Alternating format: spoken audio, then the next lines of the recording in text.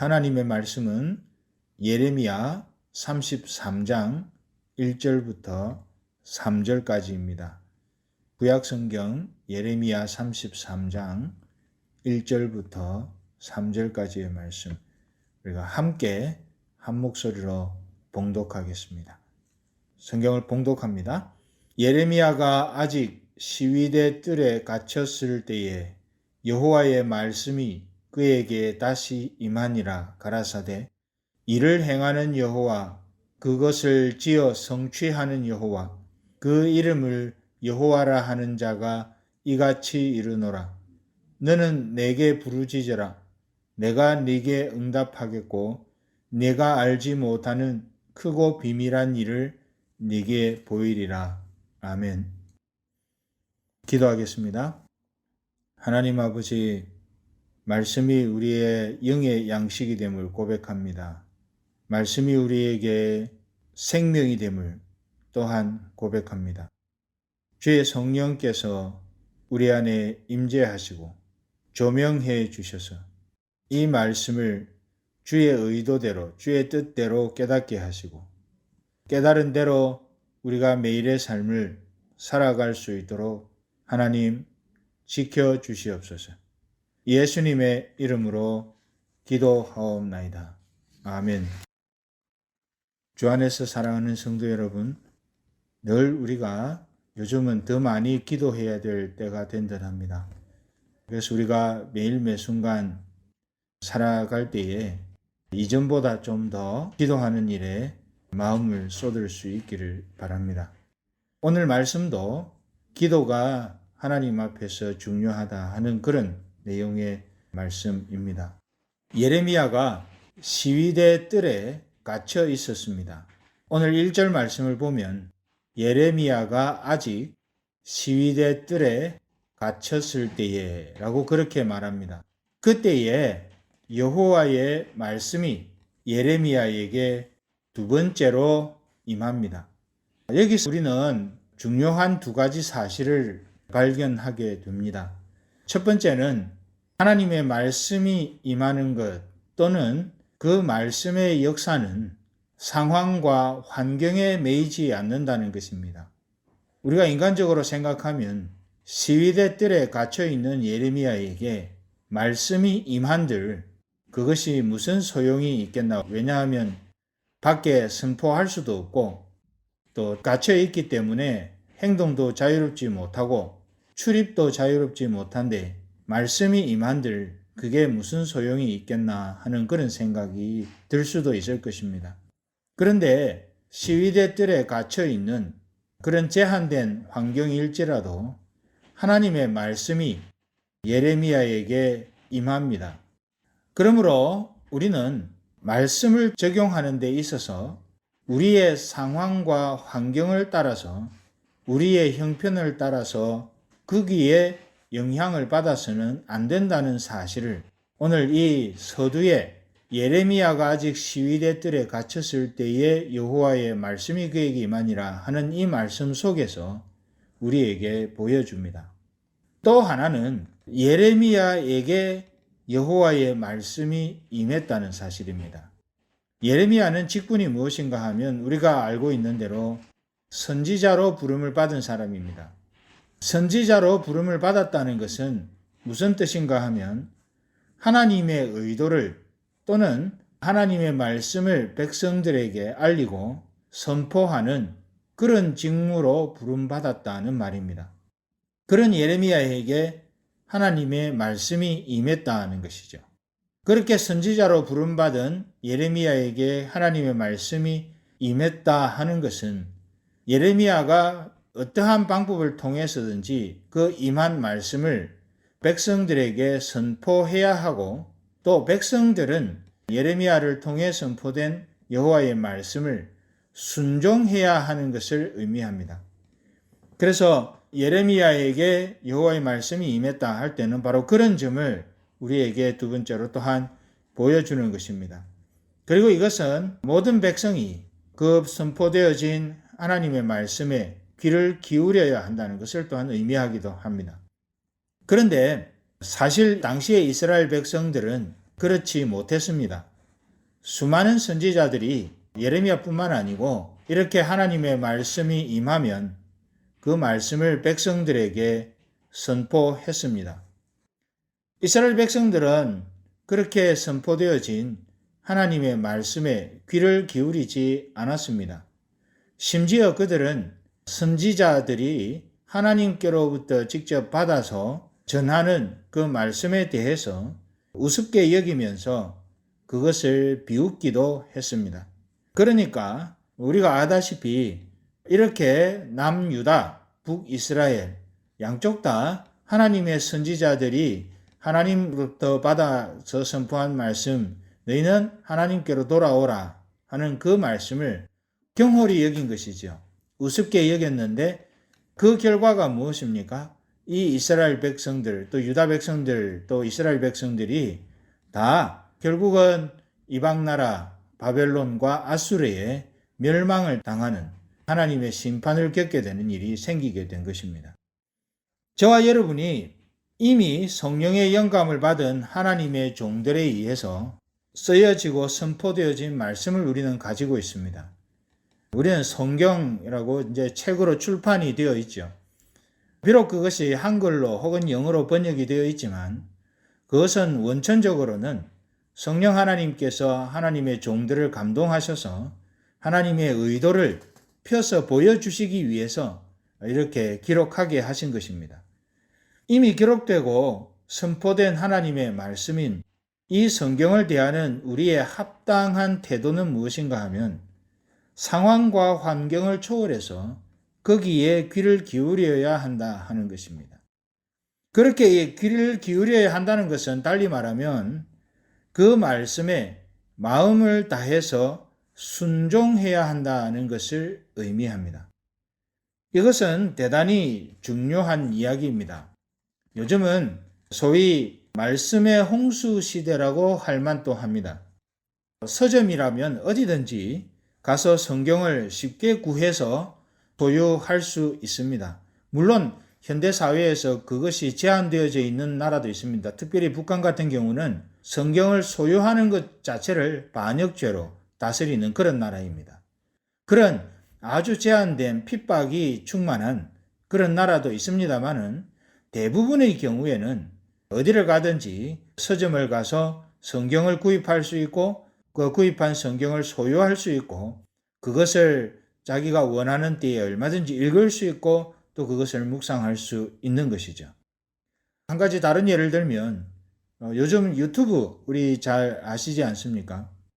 유튜브만 열면 우리는 하나님의 말씀과 관련하여 설교, 성경 공부 등등 그런 것들이 수없이 방송이 되고 있습니다. 요즘은 또 코로나 바이러스 사태로 인해서 많은 교회들이 유튜브 방송을 많이 하다 보니 이전보다 몇 배나 많은 성경 공부 방송 또는 설교 방송 혹은 그와 비슷한 여러 가지 방송 프로그램을 유튜브에서 우리는 마음만 내키면 돌려가면서 얼마든지 볼 수 있는 그런 때가 되었습니다. 그러한 방송들을 통해서 우리는 도움을 받고 있는 것도 현실입니다. 유튜브와 같은 이런 인터넷 방송을 통해서 말씀의 홍수 시대의 또 한 단면을 우리는 볼 수 있습니다. 또한 미국의 텔레비전 그리고 라디오 방송 등등을 봐도 말씀을 묵상하고 이해하는 데 도움이 되는 그런 프로그램들을 수없이 방송하고 있음을 볼 수 있습니다. 정말 말씀의 홍수 시대라 할 수 있겠습니다. 이러한 수단들을 통해서 많은 성도들이 은혜를 누리고 있고 또 은혜를 누려왔던 것은 정말 대단히 감사한 일이기도 합니다. 특별히 얼굴과 얼굴을 대면하여 만나지 못하는 그런 상황 속에서도 이러한 인터넷 매체 혹은 방송 매체들이 우리로 하여금 말씀을 쉽게 접할 수 있도록 도와주고 있는 이런 상황들은 우리 모두에게 대단히 유익한 것이기도 하고 또 우리 중에 많은 분들은 그것을 통해서 도움을 얻고 있기도 합니다. 참 감사한 일이지요. 그런데 우리가 한 가지 주의해서 생각해야 할 것이 있습니다. 그것은 다름이 아니라 우리가 이미 우리에게 주어진 하나님의 말씀인 성경에 이렇게 홍수와 같이 넘치는 말씀의 기회들에 비해서 우리가 듣고 배우고 본 바를 얼마나 순종하고 또 얼마나 그 말씀대로 살아가려고 하는지에 대해서 우리가 주의해서 생각해 보아야 한다는 것입니다. 하나님의 이런 말씀은 예레미야에게 임하였을 때에 예레미야는 반드시 그것을 선포해야 했고, 예레미야 같은 선지자가 그것을 선포할 때에 이스라엘 백성들은 그것을 듣고 주의해서 듣고 순종해야 하는 것이 마땅한 그 흐름이었습니다. 그런데 그러지 못해서 이스라엘 백성들에게 어려움이 닥친 것 조금 전에 말씀드린 대로입니다.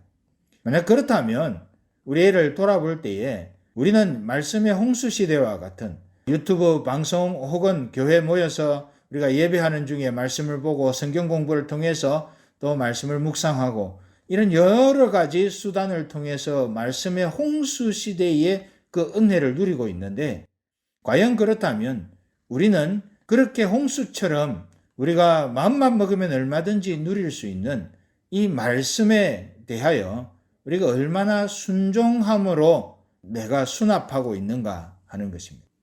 그냥 듣기 좋은 이야기가 아니라 내가 과연 그 말씀이 말씀으로서의 가치가 내 삶에 적용되려면 우리 각자가 과연 얼마나 성경에 기록된 그 말씀대로 이 땅을 살아가려고 하는 수고와 노력과 마음의 열심을 품고 있는가 하는 것이 중요하고, 또 그것을 주의해서 우리는 생각해 보아야 합니다.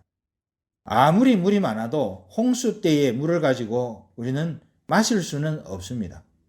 홍수에 마실 물이 없는 거죠. 아무리 물이 많아도 바닷물을 우리는 들이킬 수 없습니다.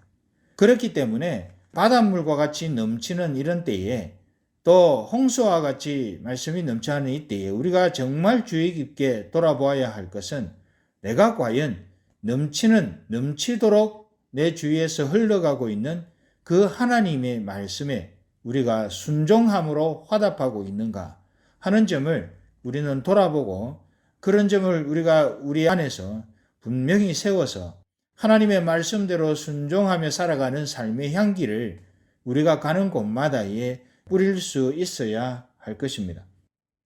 우리가 앞에 지난 주일에 하나님과 동행하는 삶에 대해서 우리는 살펴보았습니다. 이 하나님과 동행하는 삶에 있어서 중요한 것이 말씀과 기도라는 사실에 대해서도 간략하게 살펴보았습니다. 오늘은 거기에 같은 이야기이기는 합니다만은 한 가지 더 추가하고자 합니다. 그것은 다름이 아니라 조금 전 길게 살펴본 대로 말씀에 대한 순종이 동행의 흔적이 될 수 있다는 것입니다. 어떤 사람들이 함께 어떤 인생을 같이 동행한다고 하는 것은 서로가 서로를 향한 배려와 순종이 함께 있을 때에 그게 가능한 것입니다. 예를 들어서 부모와 자녀의 관계를 생각해 보아도 똑같습니다. 자녀가 부모에게 순종하는 것은 마땅한 바지요.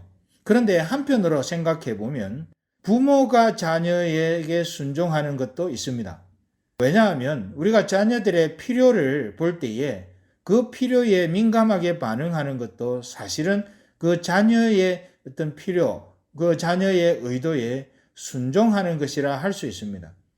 그런 상호 간에 순종하는 것이 있을 때에 부모와 자녀 간의 관계는 아름답게 세워져 가고, 그 결과는 서로에게 유익이 되고 서로를 세워가는 그런 결과를 낳게 될 것입니다. 하나님과의 관계에 있어서도 그 점은 마찬가지입니다. 하나님께서 우리의 필요를 돌아보시고 우리의 필요를 채우시는 은혜를 우리는 늘 경험하고 살아갑니다. 반대로 우리도 역시 하나님과 동행한다고 하면 하나님께서 원하시는 바를 민감하게 캐치하고 하나님의 뜻을 온전히 받들어 섬기는 그런 자리로 갈 때에 하나님과 우리 사이에는 정말 긴밀한 동행의 관계가 만들어지게 될 것입니다. 이미 하나님께서는 창세기 3장 15절 이후를 통해 우리에게 구속의 은혜의 아름다운 언약, 약속을 베풀어 주셨습니다. 그 약속을 이루기 위해 하나님께서는 우리를 늘 주목해 보시고 우리의 삶을 이끌어 가시고 우리의 삶을 다듬어 가십니다. 자, 그렇다면 이제 책임은 우리에게 있습니다. 우리가 그 하나님 앞에 우리가 얼마나 그 하나님의 의도에 맞추어서 순종함으로 반응할 것인가 하는 것이죠. 그것이 말씀에 순종하는 것의 의미입니다. 그렇기 때문에 이렇게 하나님께 순종하다 보면, 하나님의 말씀에 따라서 수고로이 살아가다 보면 우리가 하나님이 기뻐하시는 열매를 맺을 수 있게 되는 것이죠. 하나님께서 기뻐하시는 열매는 우리의 의도를 따라서 맺어지는 것이 아니라 하나님의 말씀에 순종할 때에 맺어집니다. 그것은 성경 곳곳에서 우리에게 가르쳐 주고 있는 바입니다. 저와 여러분 모두가 우리에게 전해진 하나님의 말씀, 우리의 손에 들려진 성경, 또 선지자들과 하나님의 종들을 통해서 성령의 영감으로 기록되어진 이 말씀, 이 하나님의 말씀에 대한 순종을 통해 하나님과 동행하기를 소원합니다. 그리고 하나님과 동행의 향기를 드러내는 그런 아름다운 삶을 살아갈 수 있기를 간절히 소망합니다. 축복합니다. 지금 하나님께서는 예레미야 선지자들을 통해서 이스라엘과 유다의 회복에 대하여 계속 말씀하십니다. 예레미야서를 쭉 읽어보면 중간쯤 오면 계속해서 이스라엘과 유다 나라가 지금 포로로 잡혀간 상황이지 않습니까? 포로로 잡혀갔는데 포로로 잡혀간 것이 끝이 아니라 때가 되면 하나님께서 그들을 회복시킬 것이다 라고 하는 그 계획을 분명히 밝히시면서 그것을 말씀하고 계십니다. 그래서 33장도 마찬가지고 그 뒤에 이어지는 모든 말씀이 사실은 회복에 관한 말씀입니다. 하나님께서 분명히 그 계획을 정하시고 그것을 예레미야 선지자를 통해서 이 백성들에게 지금 알려주고 계시는 것입니다. 그런데 그와 관련해서 오늘 말씀을 보면 2절, 3절에서 하나님께서 예레미야 선지자를 통해 이렇게 말씀하십니다. 제가 읽어드리겠습니다. 이를 행하는 여호와, 그것을 지어 성취하는 여호와, 그 이름을 여호와라 하는 자가 이같이 이르노라. 하나님 당신이 누구이신지를 여기에다 밝혀두는 것이죠. 회복과 구원에 대해서, 회복을 해주시겠다라고 하는 말씀에 대해서 확정을 하시는 겁니다. 이를 행하는 여호와, 일을 그냥 할 뿐만 아니라 그것을 반드시 하나님의 의도대로 결론을 맺는, 그것을 지어 성취하는 여호와, 그 여호와 하나님께서 내가 지금 말하는데 하는 이런 뜻이 2절의 말씀입니다. 그리고 3절을 이야기를 합니다. 너는 내게 부르짖어라. 내가 네게 응답하겠고 네가 알지 못하는 크고 비밀한 일을 네게 보이리라 하는 것이죠. 지금 이게 무슨 말이죠? 앞에 2절에서는 하나님께서 일을 주도하셔서 진행하고 이루신다고 말씀하셨습니다.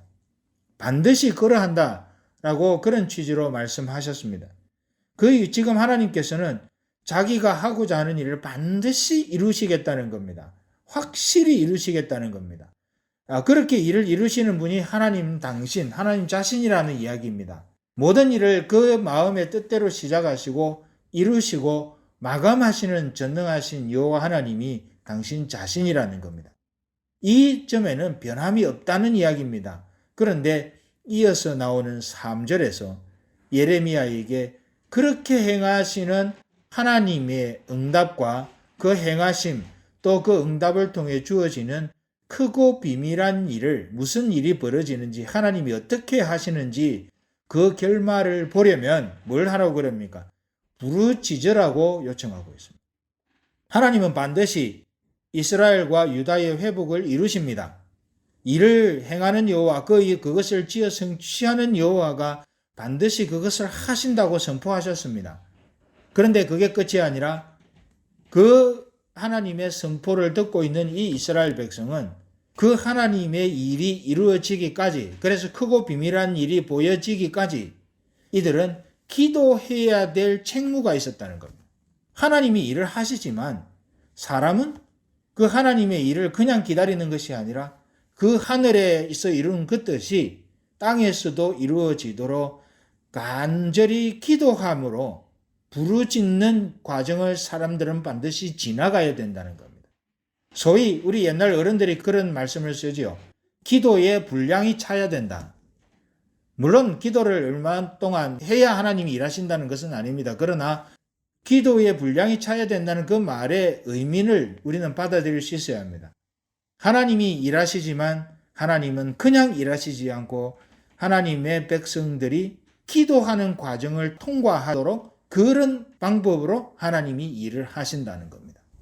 사람들은 때때로 하나님께서 일을 주도해서 진행하신다는 것은 분명하다고 인정합니다. 그런데 그것을 너무 지나치게 강조한 나머지 사람이 마땅히 해야 할 측면에 대해서는 소홀히 하는 경향이 있습니다. 하나님께서 하신다. 그렇기 때문에 혹 우리가 해야 할 것들을 소홀히 해도 문제가 없을 것이라고 생각하는 겁니다. 그런데 오늘 본문 2절 3절을 보면 그것이 그렇지 않다고 하나님이 선포하고 계시는 겁니다. 우리의 믿음과 구원의 문제에 있어서도 야고보 사도가 그렇게 말하는 것이죠. 행함이 없는 믿음은 헛것이라 그럽니다. 그러면 행함이 있어야 믿음이 생기는 것이냐? 아닙니다. 믿음이 있는 사람은 자연스럽게 그 행함으로 결론이 지어지게 되어 있다는 겁니다. 우리는 그것을 거꾸로 생각하지 않아야 하고 그래서 믿음이 있다는 것은 행위로 증명이 되어야 되는 것이죠. 그래서 어떤 경우에 하나님이 날 구원하셨으니까 보통 우리 구원파들이 그렇게 생각합니다. 하나님이 날 구원하셨기 때문에 내가 어떻게 살아도 하나님이 나를 구원하시고 천국으로 인도하는 데는 문제 없다라고 생각하는 거죠. 물론 그렇게 잘 살아야 천국 간다는 이야기는 아닙니다. 그러나 하나님 앞에 구원의 은혜를 경험한 사람은 그렇게 잘 살아야 된다는 것이죠. 이게 결과적으로 그렇게 되어져야 된다는 이야기예요. 그것을 야고보 사도가 분명히 거기에 밝혀두고 있는 것입니다. 하나님께서 하시지만 그럼에도 불구하고 하나님께서 하시는 그 크고 비밀한 일이 이루어지는 것을 보기 위해서 부르짖고 기도하는 일을 게을리하지 말아야 한다는 것입니다. 이것은 역사의 고비마다 하나님께서 당신의 일을 진행하시는 과정에서 수많은 기도의 사람들을 일으키셨던 것을 보면 알 수 있습니다. 하나님이 그냥 하시면 되지요. 하나님이 그냥 부흥을 일으키시면 되지요. 그러나 하나님은 그렇게 하실 수 있음에도 그러지 아니하시고 사람들로 하여금 기도하는 자리로 부르짖는 자리로 가게 하시는 과정을 역사의 모든 장면들 속에서 하나님이 그리 하셨다는 겁니다. 또한 현대에 존재하는 교회와 성도들에게 있어서도 마찬가지입니다. 옛날 이스라엘 백성들에게 그러했다면 현대에 존재하는 성도들과 교회들에게 있어서도 마찬가지입니다. 오늘 우리 나성삼일교회를 포함한 모든 교회들도 그냥 하나님이 하실 거니까 라고 하는 기대를 놓지 않아야 합니다. 그러나 그것이 우리가 할 일을 안 해도 된다는 것으로 이해하면 안 되는 것이죠. 우리가 할 일이 무엇입니까? 하나님 기도하는 겁니다. 왜냐하면 하나님의 일이 이루어지는 것은 영적인 일이기에 그 영적인 일이 이루어지는 과정에서 하나님이 당신의 백성들에게 기도하도록 부르짖도록 요청하신 이 사실을 우리는 잊어버리지 말아야 하는 것이죠. 그렇기 때문에 하나님의 역사를 기대하는 백성들은 개인적으로도 마찬가지이지만 공동체적으로 한 마음을 가지고 기도하는 일에 마음을 쏟아야 합니다. 부르짖는 일에 마음을 쏟아야 합니다. 그래야 하나님이 일하시는 크고 비밀한 일이 우리에게 느껴지고 알아지는 겁니다.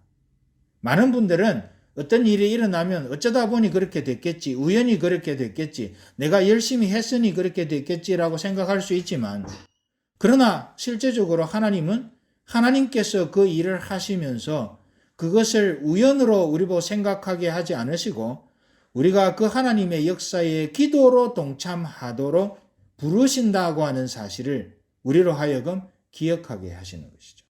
그러면 하나님의 역사를 우리가 우리 안에, 우리 공동체 안에, 우리 교회 안에, 우리 개인 안에, 우리 가정 안에 일어나는 것을 보기를 원한다면 우리가 가장 먼저 시작해야 될 일이 간절한 부르짖음을 회복하는 것입니다. 기도하는 것을 우리가 회복하는 것이고 기도할 때에 하나님께서는 크고 비밀한 일을 보여주셔서 당신의 일하고 계심을 우리로 하여금 명백히 인지하도록 해주신다고 하는 사실입니다. 그것이 오늘 말씀에 예레미야 선지자의 이 선언을 통해 우리에게 가르쳐주고 있는 내용입니다. 개인적으로도 그러해야 하고 공동체적으로도 그러해야 합니다. 그래야 하나님께서 행하시는 크고 비밀한 일을 보고 거기에 자신을 드릴 수 있게 되는 것입니다. 사랑하는 여러분, 아무쪼록 이 2021년도가 시작부터 쉽지 않은 상황들입니다. 작년부터 이어진 여러 가지 상황들이 계속해서 오늘 우리에게 영향을 미치고 있습니다. 그럴 때에 우리가 뭘 해야 되겠습니까? 기도하는 일에 우리의 마음이 합해져야 되는 거예요. 기도하는 일을 통해 하나님의 역사를 기대하는 것이 우리에게 먼저 있어져야 합니다. 액션이 먼저가 아니라 기도가 먼저입니다. 그래서 기도하는 일이 우리 안에 풍성히 충만해지고 소위 말하는 기도의 분량이 우리 안에 차면 하나님의 일하심이 눈에 보이게 되는 것이죠. 그 하나님의 일하심을 보게 되고 그러면 온 성도들과 온 공동체가 또 안에 현대를 살아가는 모든 그리스도인들이 그것을 보면서 하나님 앞에 더 겸손하게 엎드리게 되고 그러면 이 땅에 있는 무사람들이 하나님을 섬기는 백성들을 볼 때에 어떤 생각을 하게 됩니까? 아, 저들이 섬기고 있는 하나님은 저런 분이시구나라는 것을 우리의 그런 삶의 모습을 통해 보고 알게 되는 것입니다. 여러분, 우리가 매일매일 살아가는 동안에 이런 기도의 열정, 기도의 재미 또는 기도의 간절함을 우리 마음속에 간직하고 하나님께서 하나님의 역사를 베푸시는 중에 그 크고 비밀한 일을 어떻게 이루어 가시는지 함께 볼 수 있기를 간절히 소망하고 또 바라고 축복합니다. 그런 일들이 남은 한 주간 또는 우리의 남은 생애, 우리 교회의 앞으로 이어질 날들 동안에 그런 일들이 저와 여러분 안에 이루어지기를 간절히 소망합니다. 이 말씀을 기억하면서 우리와 같이 기도하겠습니다. 하나님 아버지 감사합니다.